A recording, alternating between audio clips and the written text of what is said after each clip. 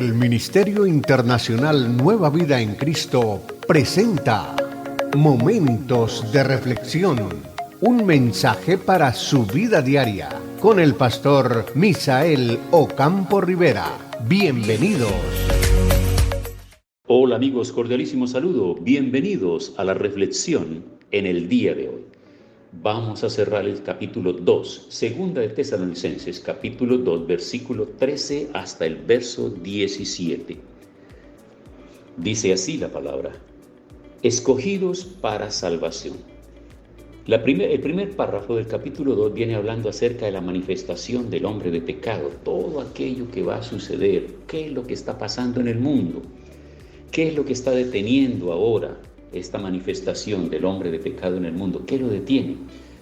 Pero ahora va a hablarnos a nosotros acerca de que hemos sido escogidos para salvación, pero nosotros debemos dar siempre gracias a Dios respecto a vosotros, hermanos amados, por el Señor, de que Dios nos haya escogido desde el principio para salvación, mediante la santificación por el Espíritu y la fe en la verdad. Bueno, este versículo seguramente que tiene una doble interpretación de acuerdo a las escuelas teológicas. Seguramente este versículo 13, para quienes están hablando de la predestinación y aseguran la predestinación, lo que quiere decir es que fuimos escogidos desde antes de nacer y desde antes que existiera el mundo.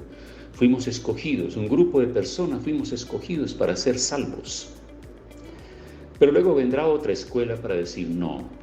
Dios no hizo esa escogencia de determinadas personas, por el contrario, lo que Él ha permitido al darle a la persona libre personalidad, libre desarrollo de su personalidad y darle también a la persona la capacidad de escoger, es que el corazón de estas personas que aceptan la salvación es un corazón dócil.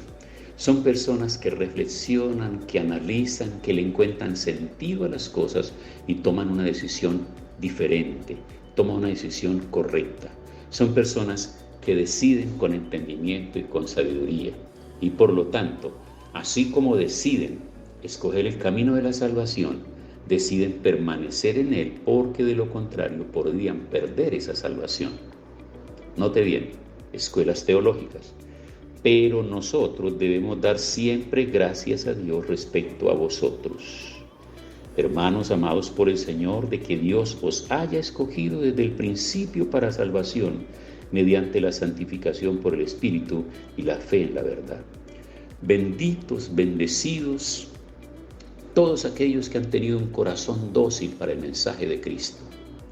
Seguramente tú, amigo que me vienes escuchando, todas estas reflexiones llevas tiempo, todos los días, o sacas un tiempo para leerlas que tienen ahí varios días que no has escuchado, y tú estás escuchándolas. Tu corazón ha ido siendo más dócil frente al mensaje del Evangelio. Seguramente tenías un prejuicio sobre la Biblia. Seguramente al escuchar todas estas reflexiones diariamente vas entendiendo que la Biblia no es un libro de religión, que a Dios no le interesan las religiones, y que tú tenías razón cuando no querías matricularte con ninguna religión, ¿verdad? Pues efectivamente, no se trata de religión, se trata de una relación con el Señor. Y esa relación viene a crecer y a desarrollarse a partir de la manera en que tú establezcas esa comunión de intimidad con Cristo a través de la lectura de las Sagradas Escrituras.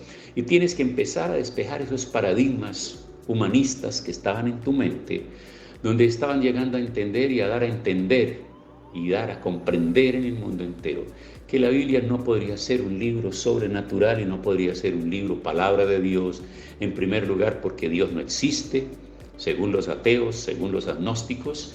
En segundo lugar porque la Biblia es un libro muy viejo, muy vetusto, ya cayó en desuso. En tercer lugar porque está escrito por hombres, y si está escrito por hombres tiene que haber conceptos humanos ahí. Esos tres paradigmas o argumentos que mantuviste en tu mente y que ruedan por ahí en la sociedad, en las sociedades ilustradas, académicas y científicas, pues tienen que ser revaluados y tienen que ser revisados, porque no hay ningún libro realmente que pueda compararse con el libro. Todos los demás son libros. Todos los demás son libros. Este es el libro, el único libro, por excelencia. Cuando tú entras a estudiar, es que tú tienes que hacer un análisis y un conocimiento y un reconocimiento mucho más profundo que simplemente tener el libro en la mano. Y cuando tú empiezas a analizar la historiografía, cuando tú empiezas a mirar la historia, cuando tú empiezas a mirar todo esto, a conocer de la cultura judía, a conocer este trabajo extraordinario y a darte cuenta de lo que esto sucede, cuando miras el pasar del tiempo, el avance de la tecnología, de la ciencia, de tantas otras cosas, tú tienes que preguntarte, ¿y cómo pudieron ser conservados estos manuscritos en los tiempos antiguos? Y cuando no existía papel, entonces, ¿cómo se escribieron estas cosas? ¿Y quiénes fueron los encargados en guardar todo esto? Y si esto no se escribió en una oficina, con una máquina de escribir, ni con un computador, sino que esto fue escrito en diferentes lugares y que hay una primera parte que se llama el Antiguo Testamento, que fue escrito por unos escritores, por unos hombres de Dios en diferentes lugares que ni se conocieron entre ellos, seguramente vivieron en épocas diferentes, y cómo ya en la era cristiana aparecen otros escritores que sin conocimiento de mayor profundidad de esas escrituras que existían por allá guardadas en quién sabe qué lugar, ellos ahora, por inspiración del Espíritu Santo, van a hablar de un nuevo pacto, de un nuevo compromiso, y ahora van a referir cosas que se escribieron en esos manuscritos a los cuales ellos no tuvieron acceso. Y a eso sumen el tiempo. Porque se habla, cuando se entra a estudiar lo que fue la conformación de este libro, porque es que es muy fácil hoy porque tenemos el libro, pero recordemos que el libro es esa obra insigne e ilustre de Gutenberg. Cuando la imprenta surge y cuando se va a imprimir, lo primero que él imprime es exactamente la Biblia.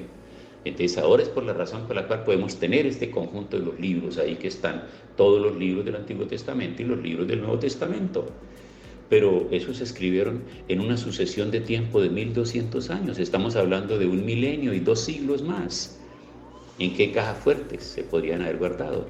¿Cómo podrían haberlos preservado de la humedad y de tantas otras cosas? En alguna ocasión les conté una anécdota personal. Cuando yo solicité mi registro civil en mi pueblo, la persona que fue a solicitar el registro civil me escribió diciéndome después, el registro civil no existe. El notario ha dicho que tiene que regresar y volver a registrarse porque en ese tiempo no habían computadores, en ese tiempo se escribía a mano, y entonces el Comegen se comió todos los libros y los archivos. Así que ahora tienes que volver a hacer que ese registro, tienes que venir con cédula y tienes que venir con testigos y todo para que se vuelva a sentar exacta de ese registro civil y puedas tener ahora un registro civil que fácilmente con un serial y con un número tú lo solicites cuando quieras y te lo pueden inclusive enviar. Esa es la tecnología en este momento, esa es la facilidad que tenemos ahora. Pero ¿y antes cómo? Se puede imaginar todo esto. Y entonces ahí está hablando de unas cosas que son tan extraordinarias y tan maravillosas que nosotros nos quedamos admirados. Capítulo 2, versículo 13. Y dice, nosotros debemos dar siempre gracias a Dios respecto de vosotros, porque Él nos llamó para salvación, mediante la santificación por el Espíritu y la fe en la verdad, a lo cual os llamó mediante nuestro Evangelio para alcanzar la gloria de nuestro Señor Jesucristo. Así que, hermanos, estad firmes y retened la doctrina que habéis aprendido, sea por palabra o sea por carta nuestra. Ahí está. La carta llegaba para reforzar el conocimiento de la predicación teórica que el apóstol les había dado. Además de eso, ya tenían la primera carta. Ahora, como lo he dicho en las reflexiones anteriores, porque es que en este peregrinar, leyendo lo que yo he venido llamando como el diario de Pablo, escribiéndoles a ellos y enseñándoles y aconsejándoles y diciéndoles cómo debía ser la nueva vida en Cristo ahora, la vida cristiana en el reino de Dios, no existía la facilidad de poder sacar copia y entregarle a cada persona. Pero aparte de eso, recuerde lo que siempre les he enfatizado, el analfabetismo de esos primeros siglos, en el imperio dominante del momento. Si aún hay analfabetismo en este tiempo, todavía hay muchas comunidades que no saben leer y escribir, todavía hay muchas familias que no consideran importante el estudio para sus hijos, o por recursos o por lo que sea no lo pueden hacer. Entonces imagínense para ese tiempo. Pero ahí le está diciendo, entonces, si ustedes recibieron la palabra de la predicación, la oralidad, transmitirle eso que se tenía, se les contaba y se les hablaba, luego a ustedes le llegaron las cartas, entonces por favor, perseveren en esa enseñanza. Y el mismo Jesucristo, Señor nuestro y Dios nuestro Padre, el cual nos amó y nos dio consolación eterna y buena esperanza por gracia, conforte vuestros corazones y os confirme en toda buena palabra y buena obra. Amigos, el mayor desafío que todos nosotros tenemos es permanecer en nuestra fe, no dejarnos llevar por vientos doctrinales, por movimientos, ni por nada.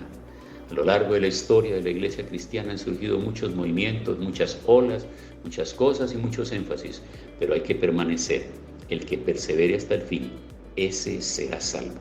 Tiempo para orar. Gracias, Señor, por la palabra.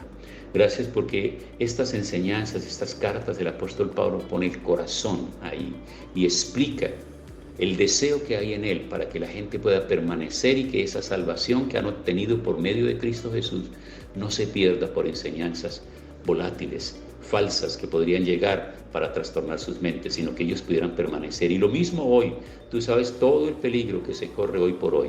Te ruego que afirmes la mente y el corazón de cada persona que ha creído en ti y que se aferre al conocimiento de tu palabra. En el nombre de Jesús. Amén. Hemos disfrutado de un gran momento de reflexión con el pastor Misael Ocampo Rivera. Un mensaje lleno de amor, esperanza y felicidad para tu vida. Los invitamos a compartir este mensaje con sus amistades y en sus redes sociales. Búsquenos en YouTube y Facebook como Ministerio Internacional Nueva Vida en Cristo y en Instagram como @MinInternacional Nueva Vida. Momentos de reflexión.